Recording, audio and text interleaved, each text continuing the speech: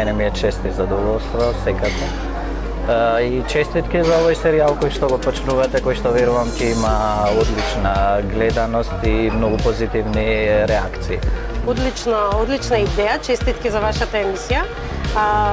Јас од се срце ви благодарам за тоа што на овој начин успевате да не представувате и нас и од друга страна заедницата да не запознае, да бидеме поблиску и до заедницата. Но верувајте се, чувствувам прекрасно.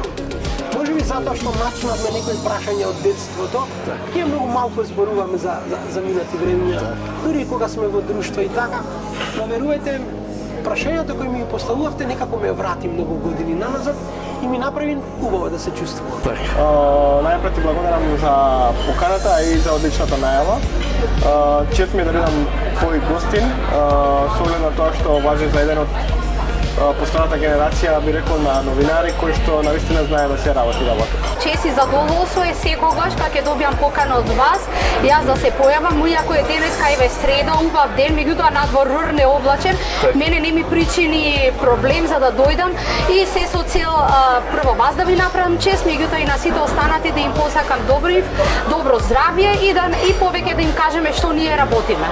Искрено од се срце и на тебе и на целокупниот тим од телевизијата Б1 ви посакувам успех со оваа серија, затоа што знам дека ќе придонесете за да се променат мислењата и ставовите на останатите кон ромското население, прикажувајќи позитивни и успешни примери.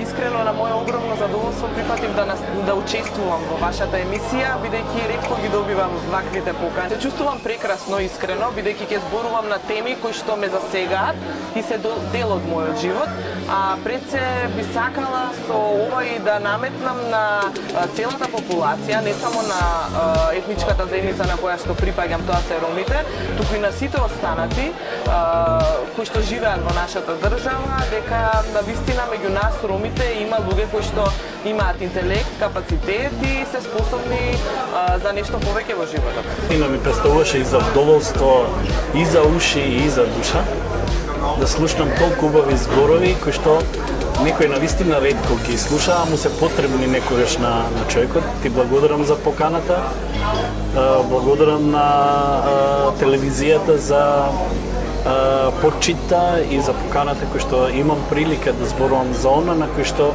можда многумина поминале, ама е убаво да го споделиме и другите да знаат дека може би ни било или не ни било толку лесно. Тогаш желба ми беше да станам адвокат. Не го спорам факта дека ние живееме во општество кај што има стереотипи, предрасуди, дискриминација спрема особено ромската етничка заедница. Меѓутоа во одредени ситуации сметам дека тоа може да се избегне, например со образование, со целосна интеграција, со посветеност, со професионална работа. Правам идејата за снимање на вакви емисии кои што треба да покажеме она што го имаме. Верувам дека оваа емисија е историски можеби меѓу првите емисии. Благодарам. Многу е битно да знаеме она што го правиме дека е прво и да е значајно, ова останува, ова е архивиран материјал, ова го гледаат генерации, ова живее и по еден век. И еве на препорака ваквиот материјал да се чува, бидејќи ќе има генерации што треба да го документираат. И ви благодарам што се обидувате да прикажете ромската заедница во едно позитивно светло со сите високообразовани роми кои што ви беа гости. Живееме и растеме во едно такво општество каде што за жал стереотипи постојат, негативни перцепции постојат и за жал постојат и мислам дека и во догледно време ќе постојат се уште. Чутката дојдат обавезно да ја видат Чутка, бидејќи не може да доградат чувството за ромите и за ромството ако не дојдат во Шутка и не газат по таа кал. Така ќе осетат да значи што си ром и што поминуваш да достигнеш нешто во животот. Многу е лесно од надвор да градат разни перцепции, разни стереотипи за Шутка, меѓутоа Шутка е епицентарот на ромите. Многу ретко Се случуваат. Учествувам, да, многу ретко се случуваат и многу ретко учествувам во вакви релаксирачки емисии. Се нешто сериозно. Тераме така да е добро и малце во ваков амбиент и во ваква релаксирачка емисија.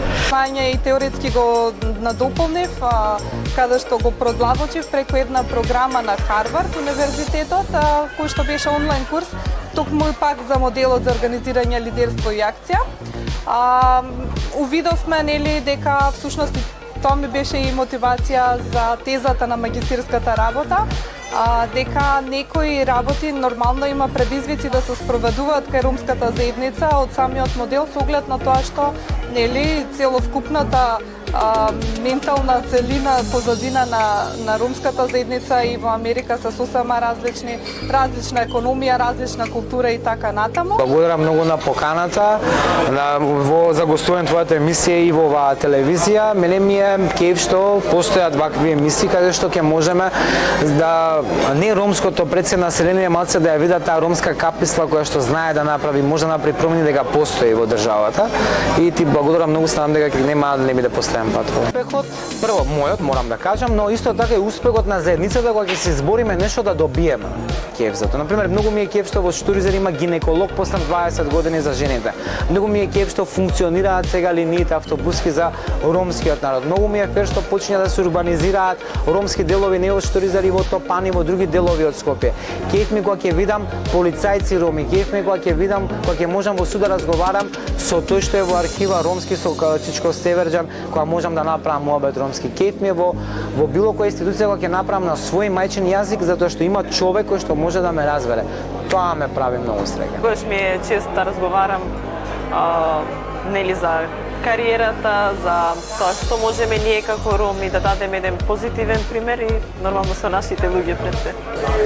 Се надевам дека ќе дадам плодни информации, се надевам дека ќе бидам добар пример за идните генерации, ромски генерации, кои навистина ќе посакуваат да бидат дел од нашето општество и навистина ќе сакат да бидат успешни, онолку колку што ние бевме успешни или повеќе успешни од нас, само за тоа што нели нивното образование ќе биде оформено на оној начин како што тие го посакуваат.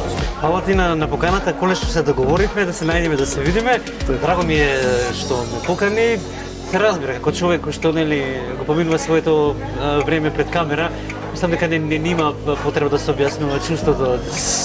На моменти тоа е посакувано, на моменти ти доаѓа кога не сакаш да си пред камера, меѓутоа работата е таа кој што мора да си пред камера, така да драго ми е што конечно седнавме заедно и да ќе поразговараме на теми кои што се суштински претпоставувам, особено за нас ромите. Ве покануваме да гледате емисијата Сторија на успешните роми.